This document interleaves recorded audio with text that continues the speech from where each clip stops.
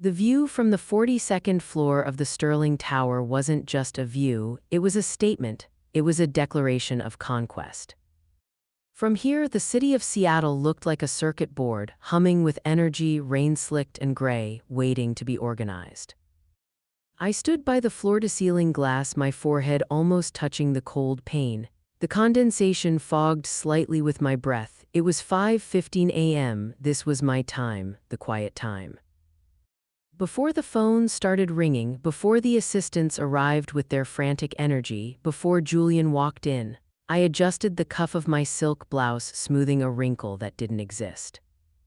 My name is Elena. To the public, I am the co-founder of Apex Design, the Pacific Northwest's premier landscape architecture firm. To the industry, I am the quiet genius behind the foliage and the structural integration. And to Julian, I am the anchor. I turned away from the window and looked at the office. It was perfect. A masterpiece of mid-century modern aesthetics and brutalist efficiency. Teak desks, Eames chairs, and hanging distinct lighting that cost more than my parents' first car. We built this, we. That was the word that defined the last decade of my life. Julian and I met in grad school. He was the one standing on the tables shouting about disrupting the urban skyline. I was the one in the library calculating the root load of an oak tree on a suspension bridge. He was the noise, I was the signal. It made sense. We were the perfect balance. He brought the clients in, dazzled them with jargon and charisma, and I made sure the buildings didn't collapse under the weight of his promises. The elevator chimed. 5:30 a.m., right on schedule. Julian walked in. He looked impeccable, as always. A charcoal suit tailored to within an inch of its life, his silver fox hair perfectly swept back. He held 2 coffees. He didn't look tired. Julian never looked tired. He looked like he fed on the energy of the room. "Morning, Elle," he said, his voice that smooth, practiced baritone that made investors open their checkbooks. He set a cup on my desk. Black, 2 sugars, he remembered. He always remembered the small things. That was his superpower. It made you forgive the big things. "Morning," I said, taking the cup. "It was hot. You're early. The Tokyo call isn't until 7. Couldn't sleep," he smiled, flashing those teeth that had been on the cover of Architectural Digest last month. "Thinking about the Meridian project, I have an idea for the atrium." I felt a small knot of tension in my stomach. The Meridian project was my baby. It was a biodome concept for a tech giant's headquarters. I had spent 6 months calculating the humidity levels. "Oh," I asked, keeping my voice neutral. "We locked the design last week, Julian. The engineers have the blueprints." I know, he waved a hand, walking over to the large-scale model in the center of the room. He loomed over the miniature trees and plastic people. "But I was thinking, what if we scrapped the eastern retaining wall, replaced it with smart glass, make it interactive?" "The eastern wall is load-bearing," I said softly. "If we remove it, the soil pressure will crack the foundation within 3 years." He looked at me, his eyes crinkling with that affectionate, patronizing warmth I had grown so used to. "See. This is why I need you. You keep me grounded. You're the gravity, Elle. I'm just the rocket." He walked over and kissed my forehead. It was a lingering kiss, possessive. "I don't know what I'd do without you." I smiled. I believed him. Why wouldn't I? We were partners, 50-50, or at least that's what the spirit of the arrangement was. On paper, it was complicated. Limited liability companies nested inside holdings, structures he had set up with our lawyers because he was good at the business side. I just wanted to draw, I just wanted to build. "I'll keep the wall," he said, turning back to his office, "but look over the budget for the atrium materials. I moved some numbers around last night, found us a cheaper supplier for the steel." "The German steel?" I asked, frowning. "Julian, we specs that for the seismic rating, we can't downgrade." "It's not a downgrade," he called out from his office, his voice already distracted as he booted up his computer. "It's a lateral move. Same rating, better exchange rate, just trust me on the money, Elle. You focus on the art, just trust me on the money." How many times had I heard that phrase? 1,000, 5,000, it was the mantra of our marriage and our business. And why shouldn't I? We lived in a $4 million glass house overlooking the Sound. We drove German cars, we vacationed in the Maldives. The money was obviously there.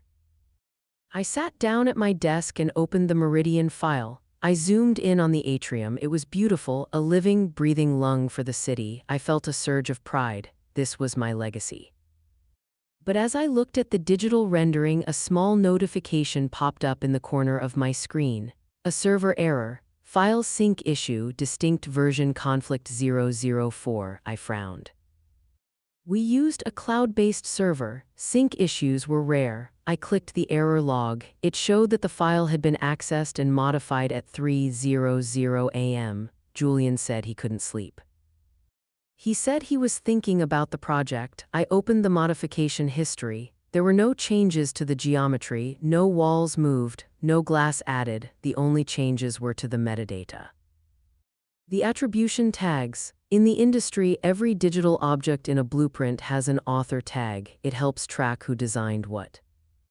For the last 6 months, every tree, every beam, every pane of glass in the Meridian file had been tagged Elena Vance. But the version saved at 3:00 a.m. had a new tag, Global Override Julian Sterling. He hadn't changed the design, he had just changed the name on it. I stared at the screen. My coffee was still hot, but my blood ran cold. Julian, I called out, yeah. Came the shout from the other room, Did you resave the Meridian file last night? Yeah, he replied, casual, unbothered. Why did I mess up the layers? I was just trying to export a render for the press kit. The press kit?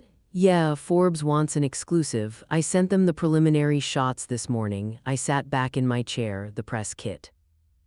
If he exported the images after changing the metadata, the embedded credits in the files would list him as the sole creator. It was a technicality, a glitch maybe, or laziness.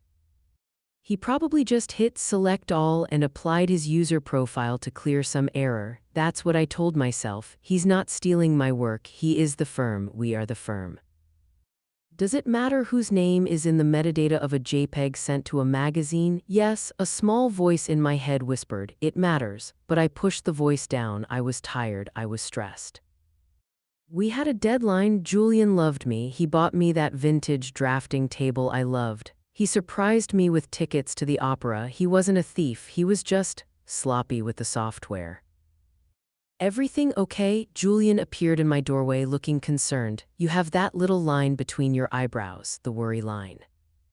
He reached out and smoothed the skin between my brows with his thumb. His touch was warm. I'm fine, I said, just a sync error. Tech hates us, he laughed. Hey, tonight, dinner? I booked that Italian place you like. We need to celebrate. Celebrate what? Us, he said. Always us. He smiled, and for a second the sun broke through the clouds outside, illuminating his face. He looked like a golden god. He looked like safety. I didn't know then that the cheaper steel wasn't just a supplier change. I didn't know that the metadata wasn't a glitch.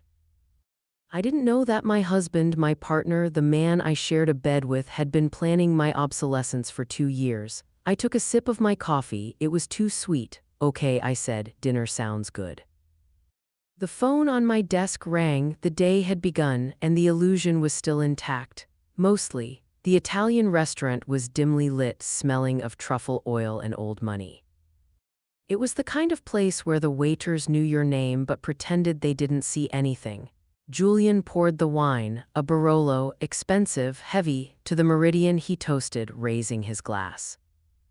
And to the genius who made it possible. He looked at me. He was toasting me. See? I told myself, you're paranoid. He acknowledges you. He loves you. I clinked my glass against his. To the Meridian.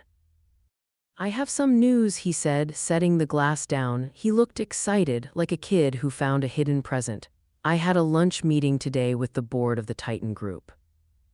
The Titan Group was a massive international conglomerate. They bought boutique firms, gutted them, and turned them into assembly lines for cookie-cutter condos.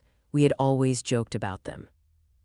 We called them the Borg. Titan, I laughed nervously. Did you tell them to go to hell? Julian didn't laugh. He swirled his wine. Actually, I listened. Elena, they're talking about an acquisition. A partnership, really? The air left my lungs. Acquisition? Julian, we talked about this. We don't sell, we're independent. That's our brand.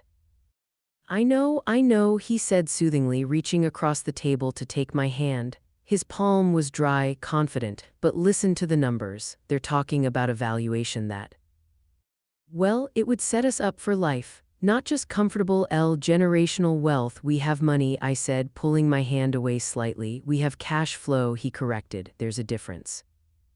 Look, the market is volatile. One bad project, one lawsuit, and we could lose the house. This is security. They want to buy the IP, the brand, and keep us on as consultants. Consultants. The word tasted like ash. I'm not a consultant, Julian. I'm an architect. I build things. If Titan buys us, they own the designs, they own the meridian, they own the rights, he shrugged. We still get the credit, do we? The question hung in the air. The noise of the restaurant seemed to fade. What does that mean? Julian's voice dropped an octave. It wasn't angry, but it was sharp. The metadata, I blurted out. It sounded petty as soon as I said it. I saw the files this morning. You changed the author tags on the Meridian renders. If we sell to Titan and they look at those files, they'll see you as the sole creator. I become, what? An assistant, Julian sighed. He put his fork down with a deliberate clatter. He looked disappointed, not caught, disappointed. Elena, he said, rubbing his temples, are we really doing this here? I just want to know why. I told you it was a batch export setting. I didn't change anything. The software defaults to the user who is logged in. I was logged in. Why do you always look for the malice in everything I do? I don't. You do, he interrupted, his voice gaining a soft, sad edge. Lately you've been intense. You're forgetting things, Elle. You forgot the invoice for the landscaping crew last week. I had to pay them out of pocket so they wouldn't walk. I blinked. I didn't forget that. I put the check on your desk. You didn't, he said gently. It wasn't there. I checked. I asked your assistant. No one saw it. I found it 3 days later in the recycling bin. My stomach twisted. I remembered writing the check. I remembered walking to his office. But had I put it on the desk, or had I been distracted by a call? The recycling bin? That made no sense. Maybe I'm tired, I whispered. Exactly, Julian said, seizing the opening. You are exhausted. You've been working 80-hour weeks on the Meridian. You're seeing shadows. You're paranoid about metadata and forgetting financial documents. This is burnout, Elena, classic burnout. He took a sip of wine, his eyes locking onto mine with intense sympathy. That's why this Titan deal is good. It takes the pressure off. You can take a sabbatical, paint, travel. Let them handle the logistics. Let me handle the business. You just be you, the creative genius. It sounded so logical, so caring. Maybe he was right. I was tired. My hands had a slight tremor recently. I had been losing my keys. Maybe I did bin that check. I don't know, I said. Titan just feels wrong. Just think about it, he said. For me, please, I nodded. I'll think about it, he smiled, the tension evaporating instantly. Good, now try the risotto, it's life-changing. The next 2 weeks were a blur of anomalies. It started small. I would go to access a folder on our shared drive, historical projects, old contracts, and find my access denied. Permission level, administrator only. I was an administrator. I founded the company. When I asked the IT guy Dave, he looked uncomfortable. Yeah, Julian asked us to restructure the security tiers, to prep for the, potential audit for the merger. He said you didn't want to be bothered with the administrative clutter, so we moved you to the creative lead permission group. Creative lead? I asked, staring at Dave's sweating forehead. Does creative lead have access to the financial ledgers? No, that's executive only. I walked straight to Julian's office. He was on the phone, laughing. He waved me in. Yeah, exactly. No, she's on board, just ironing out the details. Okay, talk Tuesday. He hung up. You locked me out of the financials, I said. I kept my voice calm. I was learning that emotion just gave him ammunition to call me unstable. I didn't lock you out, he said, standing up and stretching. I streamlined the workflow. The Titan auditors are coming in next week. They need clean data rooms. If everyone has admin access, it's a security risk. It creates digital noise. I am the co-owner, Julian. I am not everyone. I know that, he said, walking around the desk to lean against the front of it, crossing his arms. But be honest, Elle, when was the last time you looked at a P&L statement? 2 years ago, 3. You hate the numbers, you always say they give you a migraine. He was right, I did say that, I still need to see them, I insisted. Especially if we're selling, you will, he promised. Once the audit is done and the books are scrubbed, I'll print everything out for you, we'll go over it line by line with a bottle of wine. Okay. I'm just trying to make sure we don't spook the buyers with messy file permissions. He reached out and tucked a strand of hair behind my ear. You trust me, don't you? There it was again. The question that was a trap. If I said yes, I had to back down. If I said no, I was the bad wife, the paranoid partner destroying the marriage. Yes, I lied, but I didn't trust him. The feeling in my gut was no longer a knot, it was a heavy, cold stone. The breaking point of the illusion came on a Tuesday. I was at the job site for the Meridian. The steel framework was going up. It was magnificent, a skeleton of progress rising against the gray sky. I was wearing my hard hat, inspecting the welds on the primary atrium columns. I had the specs in my hand. Specification 404 grade stainless steel, tensile strength, high. I ran my hand over the beam. It felt rough, pitted. I took a magnet from my pocket. High grade 404 stainless steel is austenitic. It is non-magnetic. I touched the magnet to the beam. Clack, it stuck. I stared at the little black magnet clinging to the silver beam. This wasn't 404 steel, it was 304 or maybe even lower grade. It was standard structural steel with a cosmetic finish. It was cheaper, much cheaper, and in a biodome with high humidity, it would rust, it would corrode. In 5 years, 10 years, the structural integrity would fail. Julian, I whispered to the wind, he hadn't found a better exchange rate. He had swapped the materials. He had authorized a downgrade that compromised the safety of the building to save, what, $200,000, $300? I pulled out my phone. I needed to call the site foreman. I needed to stop the construction, but then I hesitated. If I called the foreman, it would be a public record. Architect halts construction due to material fraud. If Julian had signed off on this, and he must have, this was fraud, criminal negligence. If I blew the whistle now, Apex Design was dead. The Titan deal was dead. We would be sued into oblivion. I stood there, the rain starting to drizzle, the magnet still stuck to the beam like a leech. My phone buzzed, a text from Julian. Dinner with the Titan VP tonight, wear the black dress. They're bringing the contract, love you. I looked at the text. I looked at the cheap steel. I realized then that the gaslighting wasn't about making me feel crazy. It was about making me look incompetent. If this building failed, who was the architect of record? Me. Who had the creative lead access? Me. Who had forgotten invoices and seemed burned out and unstable? Me. He wasn't just stealing the money, he was building a narrative. If the steal was discovered, he would say, Elena handled the specs, she's been struggling lately. I tried to help, but she insisted on these suppliers. I'm just the business guy, I don't know steel grades. I was the fall guy. I took the magnet off the beam and put it in my pocket. I didn't call the foreman, I didn't scream. I walked back to my car, sat in the driver's seat and locked the doors. I didn't cry. The time for crying was over. I started the engine. I would go to dinner. I would wear the black dress. I would smile at the Titan VP because if I confronted Julian now, he would win. He had the access, the lawyers, and the narrative. I had nothing but a magnet and a gut feeling. I needed more. I needed everything. I put the car in drive. Okay, Julian, I said to the empty car, let's play. The restaurant for the Titan dinner was even more pretentious than the last one.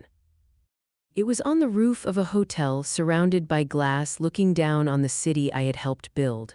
I wore the black dress. I wore the pearls he gave me for our 10th anniversary. I wore the mask of the supportive wife. Julian was in his element. He was holding court with Marcus Thorne, the vice president of acquisitions for Titan Group. Thorne was a shark in a human suit, bald, sharp-eyed, wearing a watch that cost more than most people's mortgage. Your husband tells me you're the visionary, Thorne said, cutting into his steak. He didn't look at me, he looked at Julian while talking about me. I just draw the lines, I said, taking a small sip of water. Julian colors them in. Julian laughed, a booming, confident sound. She's modest, but yes, the Meridian is her masterpiece, though frankly, she's been pushing herself too hard. That's why this deal is so crucial, Marcus. I need to get her off the front lines. Save her from her own perfectionism. Thorne nodded sympathetically. Burnout is the silent killer of creatives. We see it all the time. Once you're under the Titan umbrella, Elena will have a whole team of junior architects to do the grunt work. You can just ideate, a hollow corporate buzzword that sounds relaxing, I said. We have the preliminary papers here, Thorne said, signaling to an assistant who produced a thick leather folder. Standard NDA, non-compete, and the asset transfer schedule. Julian reached for the pen. We can sign the intent tonight, right? Wait, I said. My voice was quiet, but it stopped Julian's hand in midair. I haven't read them, I said. Julian's smile tightened at the edges. We've been over the terms. It's exactly what we discussed. I know, I said, smiling at Thorne. But my father always told me never sign anything you haven't read after a glass of wine. Superstition, Thorne chuckled. Smart man, no pressure, Elena. Take the folder home, read it in the morning. We can sign on Friday. Julian pulled his hand back. He was furious. I could see it in the micro-tension of his jaw, the way his eyes went flat and cold for a fraction of a second before the warmth returned. Of course, Julian said, Friday is perfect. Later that night, back at our glass house, the silence was deafening. Julian tossed his keys on the counter. You embarrassed me. I was being prudent, I said, pouring myself a tea I didn't want. It's a multi-million-dollar contract, Julian. It was a ceremonial signing. The real closing is weeks away. You made us look uncoordinated. We are uncoordinated, I said, turning to face him. You're using cheaper steel on the Meridian. He froze. He didn't blink. He didn't flinch. He just stopped moving. Excuse me, I was at the site. The beams are magnetic. It's not 404. It's cheap stuff.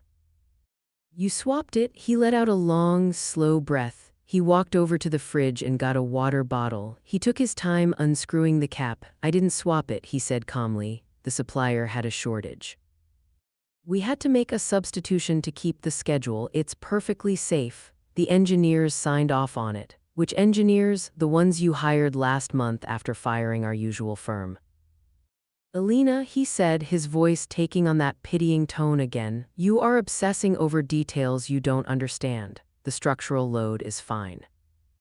The savings, nearly $400,000, are going into the Titan escrow account to boost our valuation. I'm doing this for us. Is that where the money is? I asked. In the escrow account, yes. Obviously, can I see the statement? He slammed the water bottle down on the counter. The sound cracked like a whip. Enough, he shouted. It was the first time he had raised his voice in years. I am sick of this interrogation. I am busting my ass to secure our future, to sell this company for $20 million so we can retire, and you are treating me like a criminal. I handle the money because you are too busy obsessing over the shade of green for a fern. He glared at me, his chest heaving. Then he softened, the master manipulator adjusting his tactics. Look, he said, stepping closer. I'm sorry, I yelled. I'm stressed. This deal, it's everything, Elle. Just trust me until Friday. Once the papers are signed, I'll open the books, I promise. But if you go digging now, if you spook Titan or the suppliers, the whole house of cards falls down. Do you want that? I looked at him. I saw the fear behind the anger. He was desperate. No, I said softly, I don't want that. Okay, he exhaled, pulling me into a hug. I stood stiffly in his arms. Let's go to bed, we're both tired. He went upstairs. I stayed in the kitchen. I waited 10 minutes, then 20. I heard the bedroom door close. I heard the shower running. I walked to his home office. The door was locked. He never locked it before. I reached up to the top of the door frame. There was a small key there. He thought he was clever hiding it in plain sight just out of reach. But I was tall. I unlocked the door and slipped inside. His laptop was on the desk, closed. I opened it. Password protected. I tried his birthday. Incorrect. I tried our anniversary. Incorrect. I tried the name of his first car. Incorrect. He had changed everything. I looked around the desk. It was clean, too clean. Julian was messy. He liked piles of paper. I opened the bottom drawer. It was full of files. I started flipping through them: tax returns, Meridian specs, insurance. Then at the very back, tucked inside an old folder labeled warranty info, I found a sleek black envelope. Inside was a bank statement: Bank of the Cayman Islands. Account holder Julian Sterling, not Apex Design, not Elena Vance, just Julian. Balance $4.2 million. I stared at the number $4 million. Where did it come from? I looked at the transaction log attached. Deposit $400,000. Reference: steel vendor refund. Deposit $150,000. Reference: glass supplier rebate. Deposit $2 million. Reference: Titan Group consulting retainer. He had already taken money from Titan. A retainer and the steel refund, he hadn't put it in the company account, he had pocketed the difference. He was stripping the company for parts, filling his own lifeboat and leaving me on the sinking ship. But then I saw the date on the account opening, 3 years ago. This wasn't a sudden panic. This wasn't a reaction to the market. He had been planning this since before we broke ground on the Meridian, since before the Titan deal. I felt a wave of nausea so strong I had to hold onto the desk. 3 years, every I love you, every dinner, every vacation. It was all a distraction while he siphoned our life's work into an offshore account. And the consulting retainer from Titan, I pulled out another piece of paper from the envelope. It was a draft of a separate contract: consultancy agreement between Titan Group and Julian Sterling, Clause 4, non-compete exemption, Clause 5, liability transfer. I read Clause 5. Upon acquisition of Apex Design, all professional liability for past and current projects, including the Meridian project, shall remain with the architect of record, Elena Vance. Julian Sterling shall be indemnified against all claims. He wasn't just leaving me, he was selling me to the wolves. When the cheap steel failed, when the lawsuits came, Titan wouldn't be liable. Julian wouldn't be liable, I would be the sole target. I would lose my license, I would lose my reputation, I would lose everything. And he would be in the Caymans with $4 million plus his payout from the sale. I took photos of the documents with my phone. My hands were shaking, but the images were clear.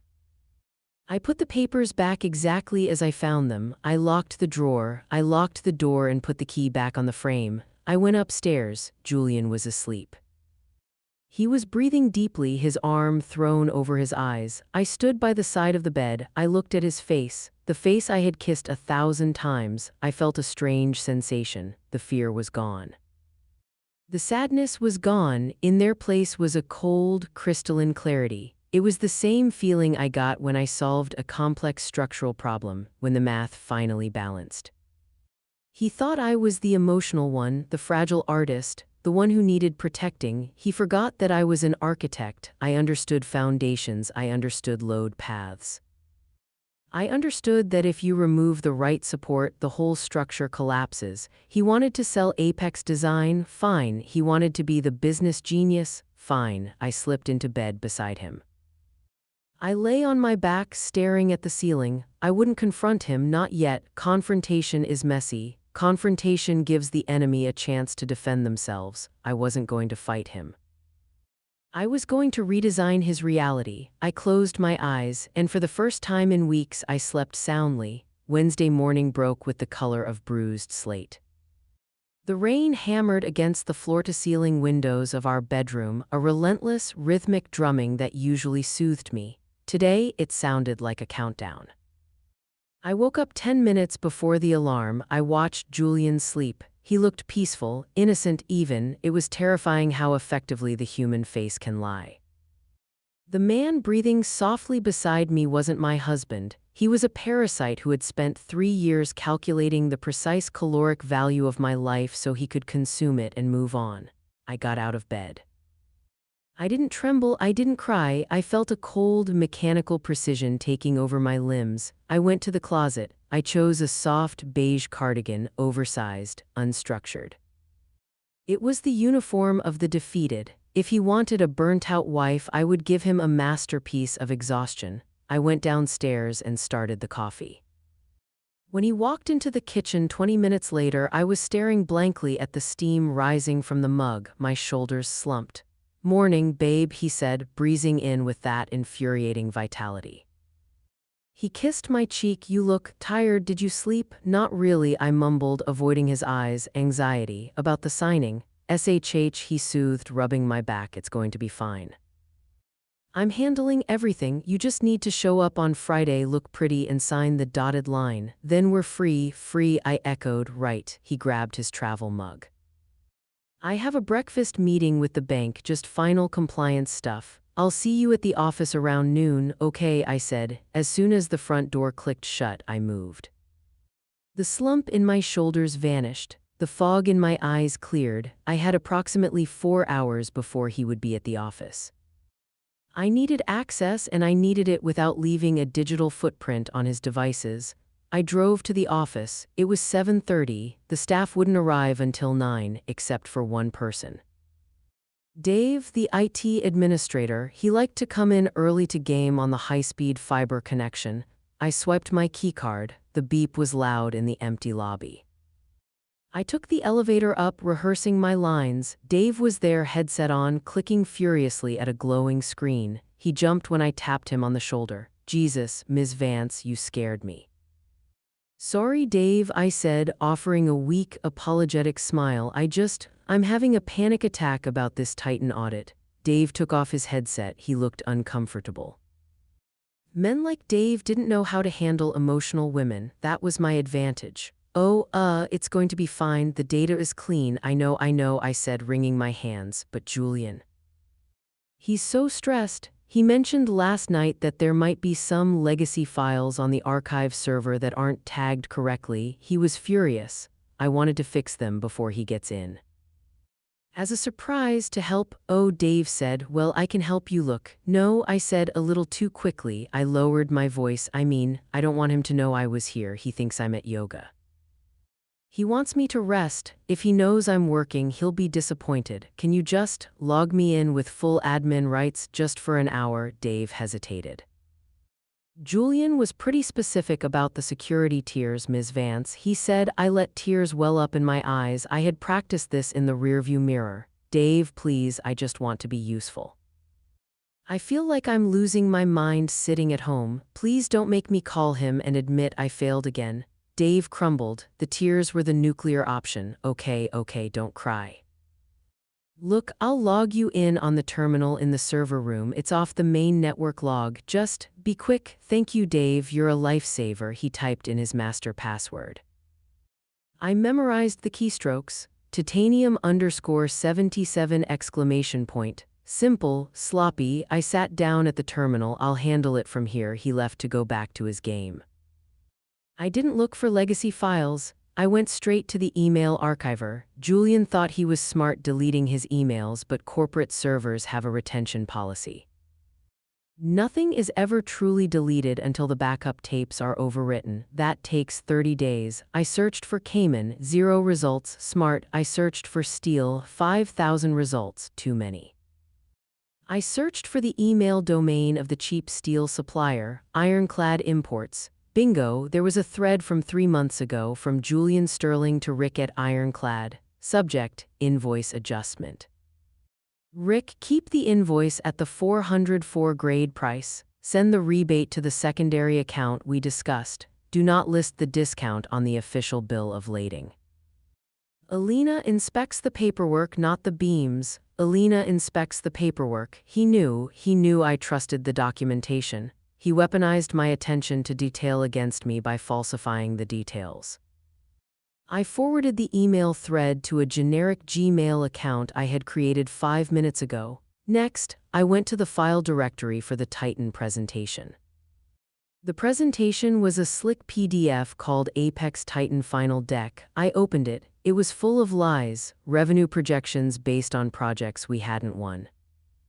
Staffing numbers that included freelancers as full-time employees, and of course the Meridian project listed as under budget and ahead of schedule. I looked at the metadata again. Author, Julian Sterling. I took a deep breath. I opened the raw source file. I didn't change the slides. I didn't change the numbers. I inserted a hyperlink. On slide 14, titled Risk Management and Liability, there was a generic icon of a shield. I made the shield clickable. I linked it to a hidden folder on the drive. A folder I named System Cache Do Not Delete. Inside that folder, I placed the PDF of the Cayman Bank statement, the email thread with ironclad imports, and a scan of the independent steel test report I was about to commission. If anyone clicked that shield during the presentation, nothing would happen visually on the screen, but the file would open in the background of the presenter's laptop. It was a landmine. But I wasn't going to step on it, I was going to make sure he did. Ms. Vance, Dave knocked on the door frame. People are starting to come in. Done, I said, wiping my eyes. Thank you, Dave.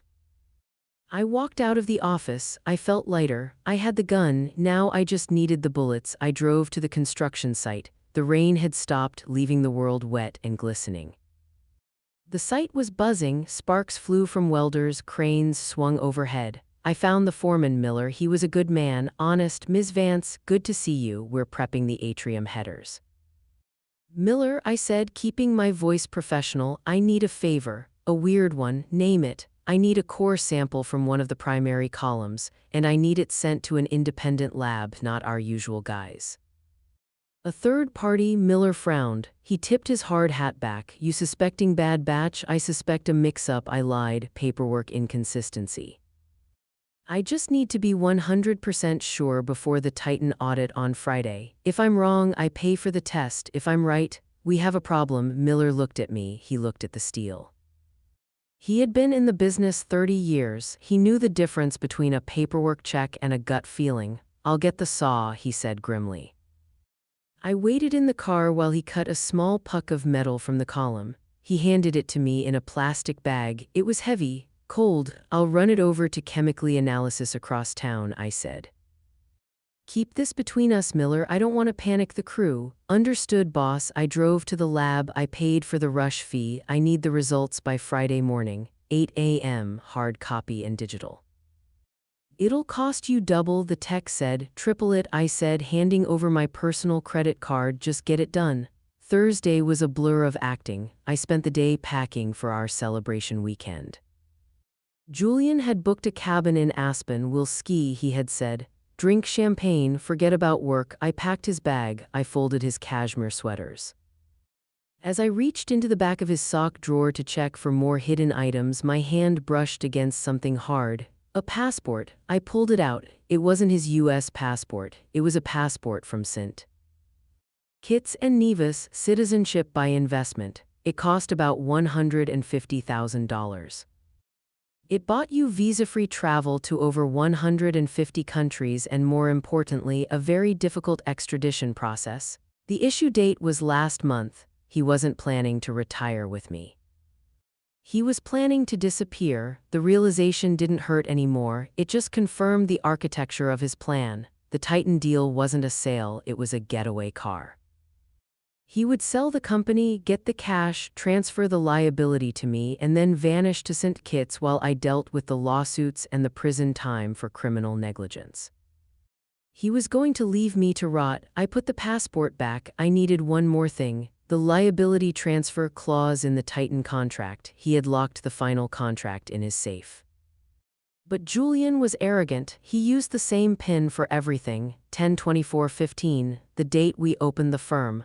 I waited until he was in the shower Thursday night. I opened the safe. It was empty of cash, but the contract was there. I scanned the pages quickly with my phone. Clause 12.4, Indictment of Leadership.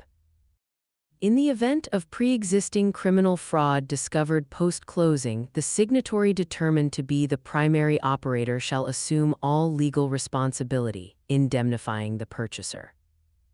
Primary operator, the definition was in the appendix. Primary operator, the individual holding the title of CEO and possessing sole banking authority. Wait, I read it again, sole banking authority. Julian had sole banking authority. He had set it up that way for efficiency. If the fraud was discovered after the sale, Titan would go after the primary operator, Julian. But he had a plan for that. I flipped to the addendum he had drafted, the one he wanted me to sign on Friday, amendment to operating agreement. Effective immediately, Elena Vance is granted full banking authority and designated co-CEO with retroactive responsibility for all material procurement. He was going to make me sign this before we signed with Titan. He was going to promote me so he could frame me, promote the victim to the position of liability. It was brilliant. Evil, but brilliant. I took a photo of the amendment. I closed the safe. I had all the pieces: the Steele report proving fraud, the email proving intent, the bank account proving embezzlement, the passport proving flight risk, the contract proving the frame-up. I sat on the edge of the bed. Julian walked out of the bathroom, towel around his waist, smelling of cedar and confidence. "Ready for the big day tomorrow?" he asked. "I'm terrified," I said honestly. "Don't be," he smiled. "Trust me, I've built us a fortress." "I know," I said. "I can see the walls." He didn't catch the double meaning. He turned off the light. "Good night, Elle." "Good night, Julian." I lay in the dark, my eyes wide open. Tomorrow the architect would bring the house down. Friday morning. The boardroom at Titan Group headquarters. The room was vast, dominated by a table made of a single slab of black walnut. The view outside was of the Space Needle piercing the gray sky. Marcus Thorne sat at the head of the table. He was flanked by 3 lawyers in identical blue suits. Julian sat on the right. He looked magnificent. He wore a navy suit, a crisp white shirt, and a tie the color of arterial blood. He radiated success. I sat on his left. I wore black, high neck, long sleeves, severe. I had pulled my hair back so tight it pulled at my temples. "Shall we begin?" Thorne asked, checking his watch. "I believe we have a presentation before the signing." "Absolutely," Julian said, standing up. He buttoned his jacket. "I want to walk you through the final valuation of the Meridian project. It is the jewel in the crown of this acquisition." He connected his laptop to the projector. The screen came alive. Apex Design X Titan Group. I sat with my hands folded in my lap. Under the table, my phone was resting on my knee. Julian began to speak. He was charismatic, funny, brilliant.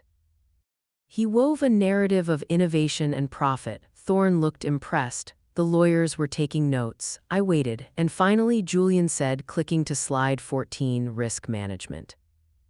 "We have operated with 0 safety incidents and full compliance for 10 years. The slide with the shield icon appeared. "Elena," Julian said, turning to me. "Would you like to add anything about the structural integrity? Since you are the detail-oriented one." He was doing it. He was setting the stage. Getting me to verbally confirm the safety of the building on the record. I stood up. My legs felt solid. Grounded. "Actually, Julian," I said, my voice clear and steady, "I would." The room went quiet. Julian's smile faltered slightly. "This wasn't in the script. I have a question about the steel," I said. Julian laughed, a nervous, tight sound. "Elena, we discussed this. The steel is standard 404 grade, top of the line, is it?" I asked. I walked over to the laptop. Julian stepped back, confused. "I'd like to show Mr. Thorne the supplementary data," I said. I moved the mouse. I hovered over the shield icon.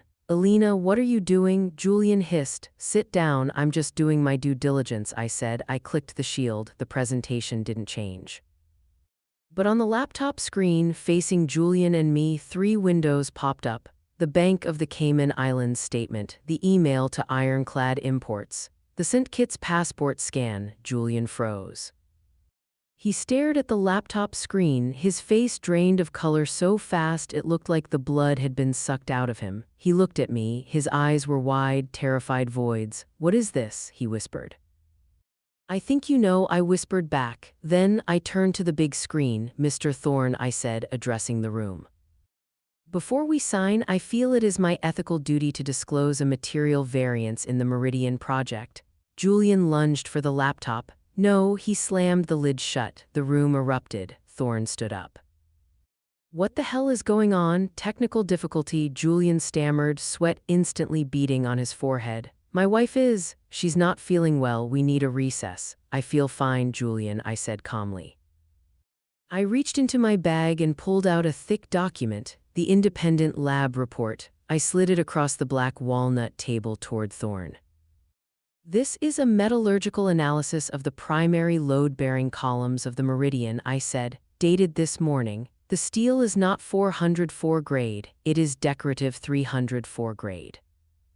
It has 40% less tensile strength. If you build the dome with this, it will collapse within 5 years. Thorne picked up the report. He read the summary. His face turned to granite. Julian. Thorne said. His voice was very quiet, very dangerous. She's lying, Julian said, his voice cracking. She's having a breakdown. I told you, she's burnout. She's trying to sabotage the deal because she's afraid of change. The report is from Kleiner Labs, I said. They don't hallucinate. Thorne looked at the lawyers. Verify this. One of the lawyers was already on his phone. Julian, I said, turning to him, you saved $300,000 on the steel. You put it in the Cayman account. Account number 774290001. You opened it 3 years ago. Julian backed away. You breached my privacy. That's illegal. I'll sue you. And I continued, ignoring him. You intend to leave the country. St. Kitts, isn't it? I pulled out the photocopy of the passport and dropped it on the table. Thorne looked at the passport copy. He looked at Julian. Get security, Thorne said to the lawyers, and call the police. Marcus, wait, Julian pleaded, holding his hands up. It's a misunderstanding. I was managing a contingency fund. The steel is a temporary placeholder. I was going to swap it out. You welded it into the foundation, I said. You can't swap out a foundation, Julian.